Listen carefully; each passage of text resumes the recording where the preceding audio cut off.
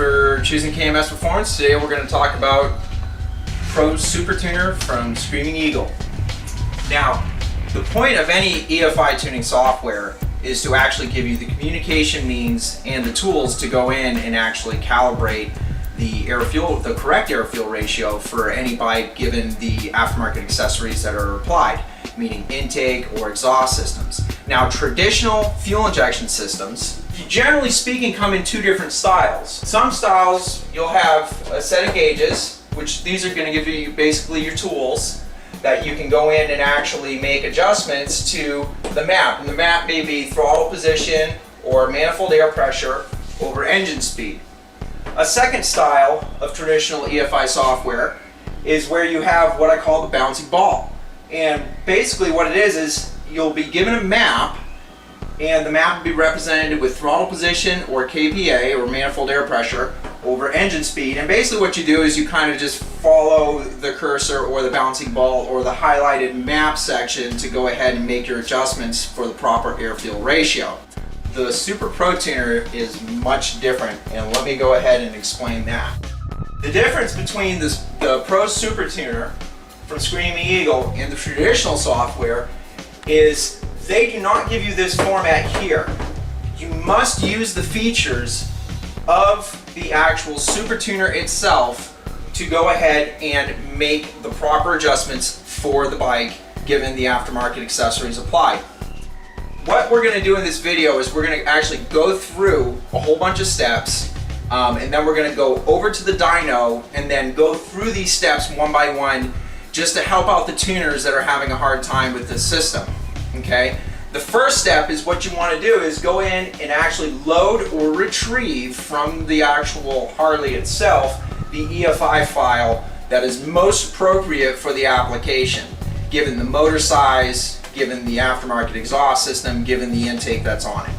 Next, you want to go in and actually set your target AFR, and this is a very, very important step that I see is missed a lot. The Super Tuner comes up with preset target AFRs, the air-fuel ratios, and what they're doing is actually they're giving you the platform at which they feel that the bike should run. However, as a tuner, your ultimate goal is to make the customer happy, so you need to actually go in and look at these tables and make the target AFRs that's going to be most appropriate to how you want the bike to run, whether you're looking for max performance or you're looking for good fuel economy or whatever. However, the target AFRs that are actually set from Screamin Eagle, I find to be a little bit too lean, and they will make the bikes run erratic. Once you've done these two steps, now you're ready to tune. First step is you're going to go in and actually record a session. You're going to use the data logging recording side of Screamin Eagle and go in and actually monitor the bike and record all of the sensor inputs and outputs. From there, you're going to take that recorded session and you're going to go to Smart Tune. In Smart Tune, you're going to take the session that you recorded and you're going to download it. Then you're going to generate a proposal map. From that point, you're actually going to update your existing map, save the new map, and then flash this map back to the VCI or ECU. Now, very important note, when you're first starting out using Smart Tune and doing these sessions, the bike is going to run pretty bad. So what you need to do is you need to apply load on your dyno and start off with your lower speed circuits. You want to start off with your idle, your cruising, quarter throttle, and then go ahead and stop at that point, generate your new map, flash it to the ECU, and then return back and record another session. As the bike starts to run better and better and better, you can start to work your way up through the throttle positions and heavier load. You're going to repeat this process until basically baby runs good. Now we're down to ignition timing. This is an area that I feel that if you don't go in and actually analyze the ignition timing and make it most appropriate for the application and the vehicle at hand, you're not really doing your customer service. So what you need to do is, under inertia, so no load, you need to go ahead and make a dyno run. you'll go ahead and start making adjustments to the wide open ignition timing map. What I recommend is doing about 2 to 3 degrees at a time. And what I do is I'll take the whole 80% column or 60% or 80% to 100% throttle columns and actually just go in and either retard the ignition timing 2 degrees or 3 degrees, or advance the ignition timing 2 degrees or 3 degrees, and then make another run to see how that affected horsepower. Bottom line, play with the ignition timing until you achieve peak horsepower. Then you're ready for the next step. And the next step is actually to find your AFR, your air-fuel ratio that's going to make the bike perform at its best and produce the most horsepower. Same thing as ignition timing. What you're going to do is you're going to go in and make adjustments in the entire column to your wide open throttle settings. Now, if it's throttle position, it's going to be 80% throttle or higher. If it's manifold air pressure or KPA, it's going to be 80 KPA or higher at sea level, but if you're at high elevation, you're going to want to do 70 or higher. So again, you're going to go in, you're going to adjust your AFR, you're going to go richer or leaner and basically find out where this bike wants to run. The last step is you need to go in and actually block tune your low speeds.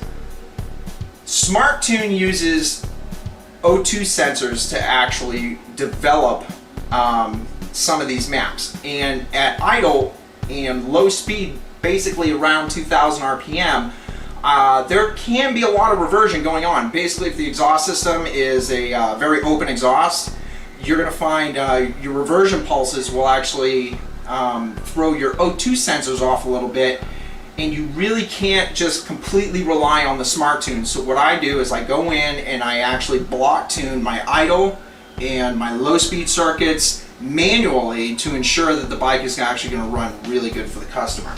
Block tuning, again, we're going to focus on idle, and then the next section that we're going to focus on is an area between 1750 RPM and 2250 RPM. Let's go ahead, head over to the dyno and make it happen. All right, here's the good part. We're actually at the dyno now, and you can see over here we have this really nice looking Harley. Actually, a gentleman named Paul brought it in. What we did for Paul was he was running a set of Reinhardts, and we went ahead and installed some CFR pipes for him.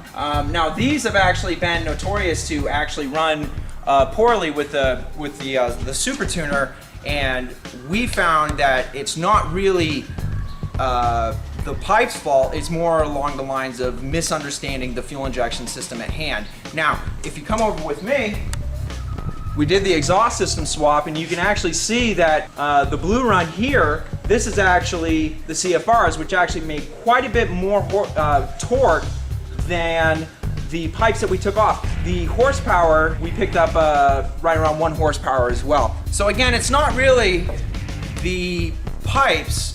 When a tuner says that I can't tune your bike because the pipes you put on it, it really means more along the lines of they really can't tune your bike.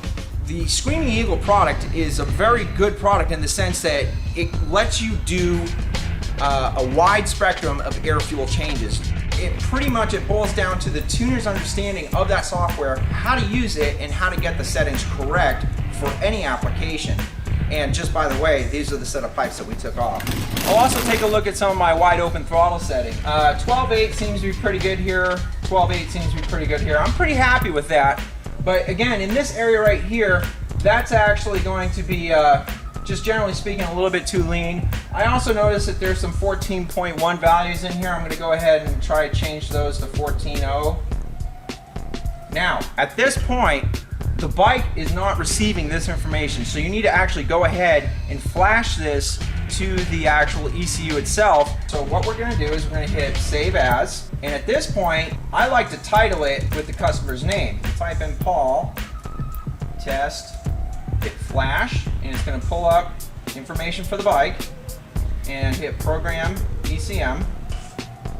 This process takes about 1 minute, so I'm going to go burn one.